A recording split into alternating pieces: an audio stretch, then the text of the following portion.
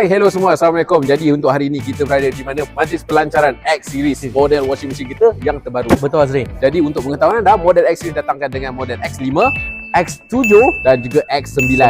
Jadi untuk pengetahuan anda, mari saya bagi tahu 6 selling point untuk model terbaru ini. Betul. Pertama sekali, model ini datangkan dengan teknologi Essence Wash di mana kita akan basuh menggunakan micro bubble yang boleh penetrate dekat dalam fabric dengan lebih bagus. Jadi baju anda lebih bersih dan senang untuk dibilas. Yang kedua, Faiz. Yang kedua, datangkan dengan Ultra Fresh Air. Baju anda akan kekal segar walaupun anda tak keluarkan baju lepas cucian.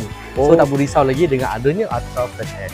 Mantap. Jadi yang ketiga, saya nak bagi tahu untuk model X9 didatangkan dengan smart dosing.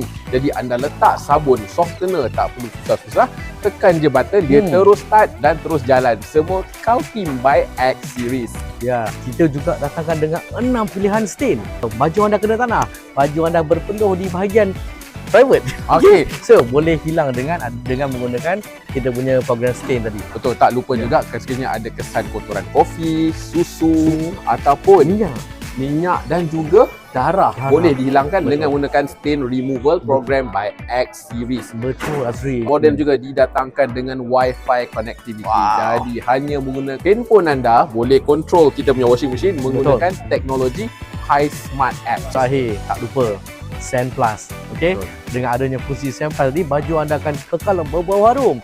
Okey, terutamanya pada proses rinsing tadi tu. Betul. Okey, jadi jangan bazikan softener anda, baju anda akan kekal wangi even selepas cucian. Betul, sebab apa? Kita orang Malaysia, kalau baju tak wangi, baju tak bersih. Baju tak bersih, betul Azri. Jadi betul. itu saja 6 selling point model terbaru kita X Series. Jadi ada lagi banyak tau. Nak tahu, jangan lupa pergi visit dealer-dealer kita berdekatan anda. Betul. Alright, so location ada dekat atas ada, bawah ada, tepi ada semua.